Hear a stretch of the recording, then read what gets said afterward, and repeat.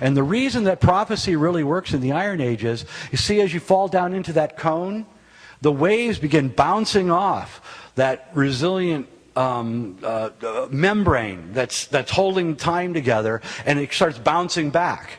And so the Mayans could see the end of time because it was bouncing back at them. Nostradamus could see it. You can probably see it, frankly, with everything that's going on. So, you know, that's the uneasy feeling that we all have, is this bounce back quality that's coming from this singularity that's waiting for us. And it's coming at us like a freight train. And to go back to where I started with this Cliff Webbot, the guy that invented this program, this is what he's watching. And he knows it, by the way. He's a very, very intelligent guy. And this is what he's watching. He's watching this, and he knows that something is going to happen in 2012. You know about the remote viewers, right? The military hired all these remote viewers, and they sent them to go look at what the world would be like after 2012. And they all came back, like 30 of them, and said, I can't get past 2012. So they could go anywhere they want in the past. They could go all the way up to 2012, but they can't get past December 21st, 2012. I don't know what it means, but it is worrisome. And so this is what's going on, and we're speeding up so fast that we're going to have a collision. Psychopathic people are going to get into power, like they haven't already, and so we must expect, you know, anything can happen at this point. And the thing is that the Iron Age gives us the gifts of technology, which we won't need in the Golden Age. And so technology has sped everything up. If you're a follower of Marshall McLuhan, you know what I'm talking about. Technology has sped information and communication so fast that the politicians can't even keep up with, you know, they'll have a private conversation between three people and it'll be on the internet in 20 minutes. And this is going on everywhere, and this thing is going to reach a point where it's going to be so weird by 2 years from now that you're not even going to believe it if you don't find what's going on right now pretty weird. So I don't really have much more to say. What time is it? Anybody know? Oh, good. We got time to take questions. Good. So we're reaching this point at the end of time. And it's coming. It's not the end of the world. It's the end of this age. It's coming now. It's here. Anyone who didn't believe it at the last 2012 conference probably is starting to believe it now.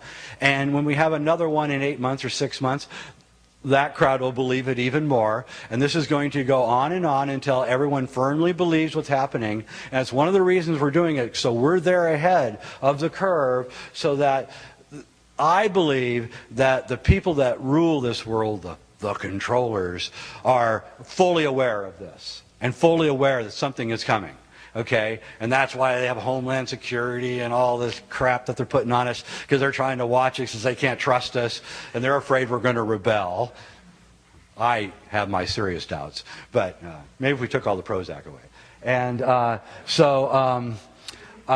that's what's going on, and I think we need to face it as the most exciting thing that's ever happened. It's a positive moment, and it's not the end of the world. It's the creation of a new world. Yeah?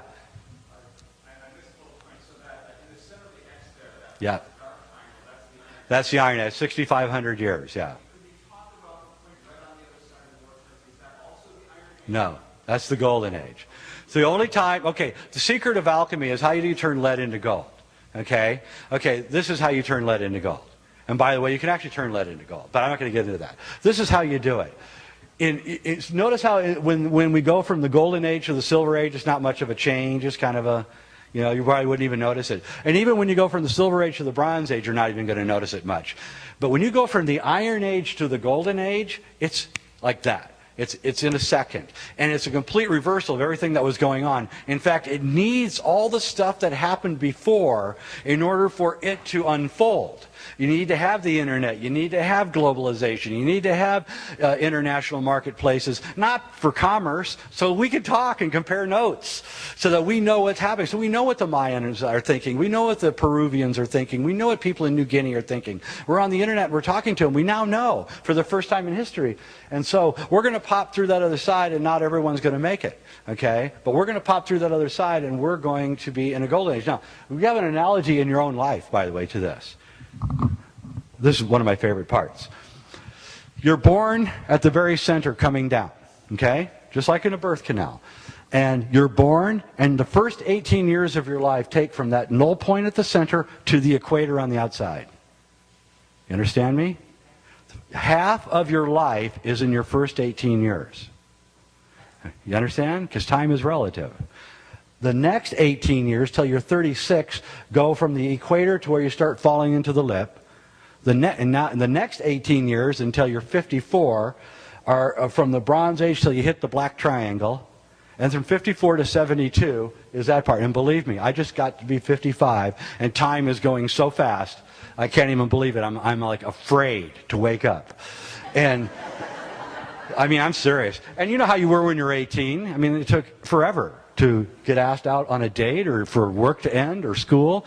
And that's how it is. And so your own life, you can see that time is relative even within the structures of your own life.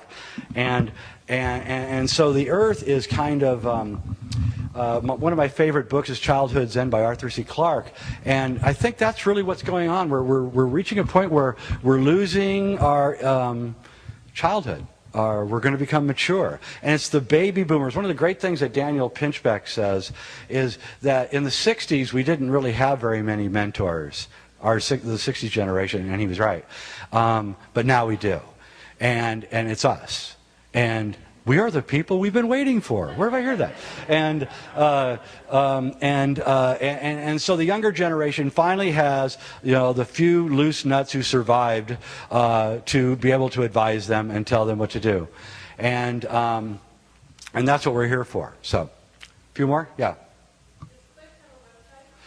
Yeah, it's called Urban Half Past Human. Thanks. Yeah, Half Past Human. Get it? Hey, turn off your cell phone.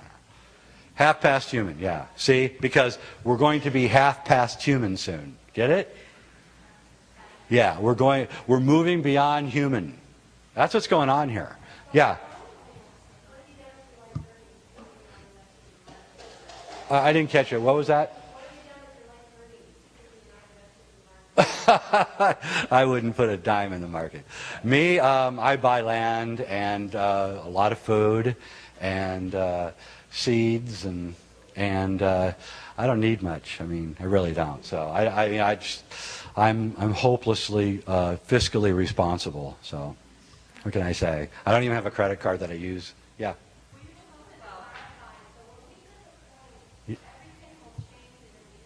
Yeah, lead into gold in an instant.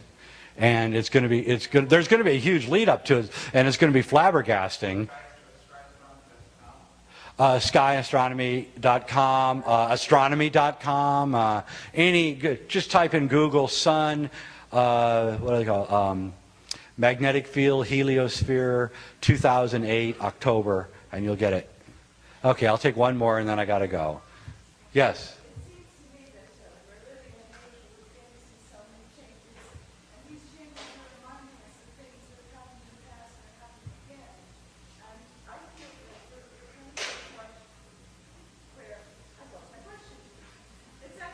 See, that's exactly what happens at the end of time. Everybody forgets what they're saying. It's like Timothy Leary said, I don't have to smoke pot anymore, I'm senile.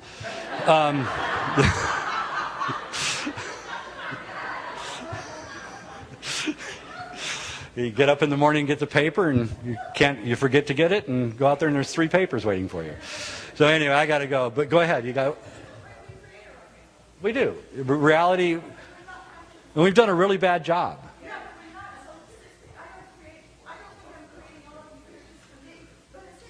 Yes, you are. Yes, you are. Yeah.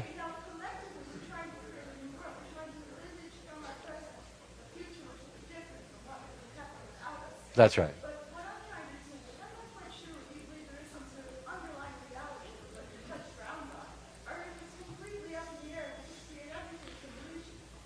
Well, everything is a dream.